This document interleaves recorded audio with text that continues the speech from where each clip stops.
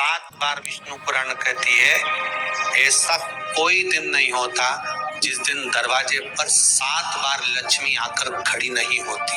कल एक कथा कही थी आपको कि प्रत्येक मनुष्य के भाग्य में सुख लिखा है, केवल मंथन करना।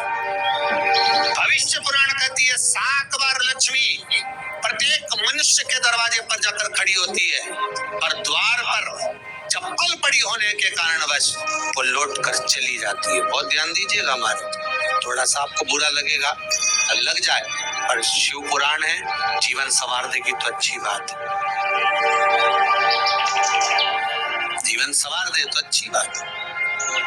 मंदिर के द्वार पर हम जब चप्पल छोड़ते हैं,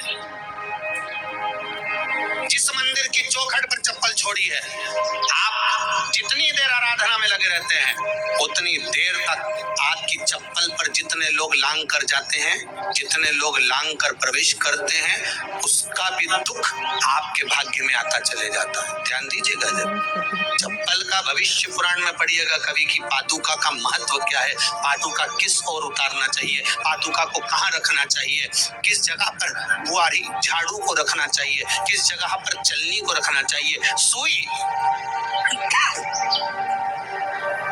उस सुई को जिस हाल में सब देखते हैं उस हाल में क्यों रखा जाता? सुई तो इतनी सी है, पर जिस हाल में सब बैठते हैं उस हाल में ना तो झाड़ू रखते हैं, उस हाल में ना चलनी रखते हैं। भैया क्यों नहीं रखते?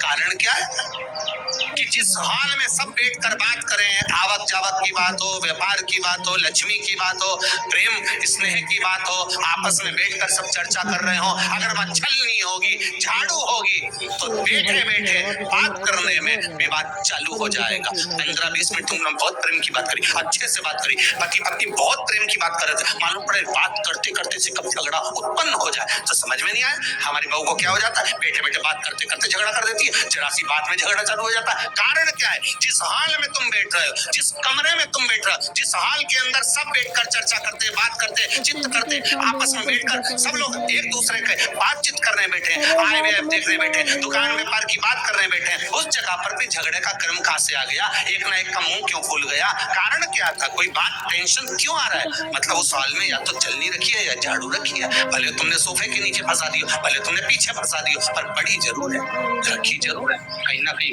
पड़ी होगी।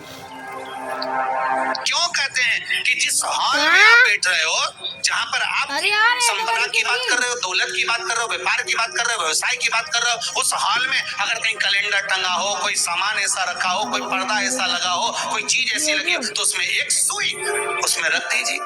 क्यों कहते हैं?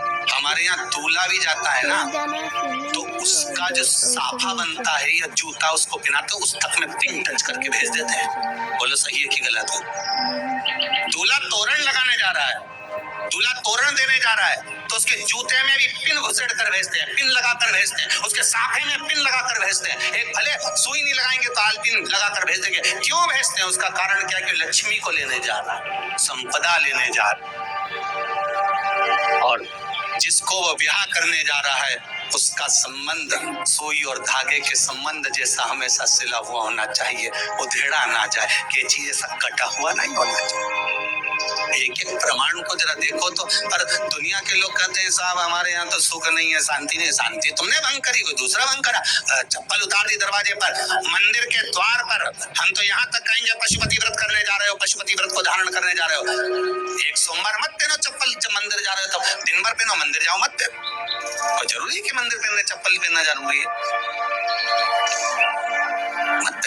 मंदिर के द्वार पर जहां भगवान विराजे हैं उसके द्वार पर अगर आपने चप्पल उतारी है, आप तो अंदर चले गए, पर जितने लोग लांग रहे हैं उसका मालूम, उसका स्मरण कितना कितना गया। छाता, चप्पल, आसन,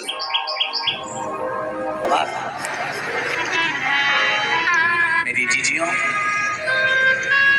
मेरे जीजाओं, मेरी बेटी बेटाओं, कभी मौका लगे शंकर भगवान के कभी मौका लगे और आप पूजन करने के लिए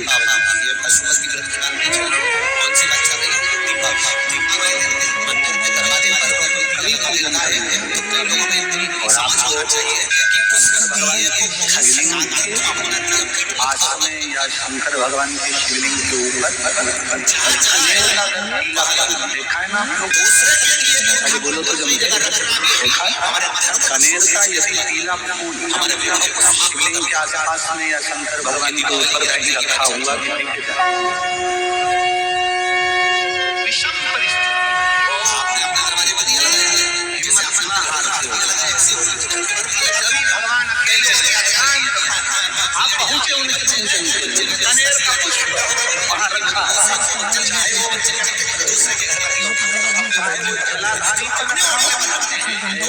वो शिवलिंग के पास में रखा हो, शिवलिंग यहाँ रखा हो।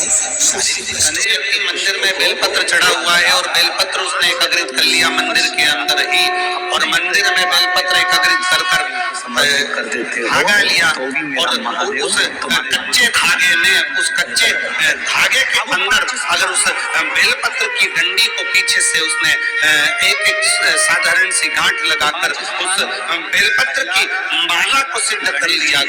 हल्की सी कच्चे सूत की गांठ लगाते लगाते मंदिर की चढ़ी हुई बेलपत्र को, शंकर पर चढ़ी हुई बेलपत्र को, शंकर की चढ़ी हुई बेलपत्र को ही उसने गांठ लगाकर जब माला सिद्ध कर ली, और सिद्ध कर कर अगर वही माला भगवान शंकर को अर्पित कर देती है तो कहते हैं कि हमारा फिर पुनर्जन्म होता ही नहीं है, इस संसार सागर से हमारी मुक्ति है। जया विषहरा मंदिर में बेलपत्र चढ़ा हुआ है और बेलपत्र उसने एकत्रित कर लिया मंदिर के अंदर ही, और मंदिर में बेलपत्र एकत्रित कर कर शंकर भगवान धागा लिया और उस कच्चे धागे में, उस कच्चे धागे के अंदर अगर उस बेलपत्र की डंडी को पीछे से उसने एक साधारण सी गांठ लगाकर उस बेलपत्र की माला को सिद्ध कर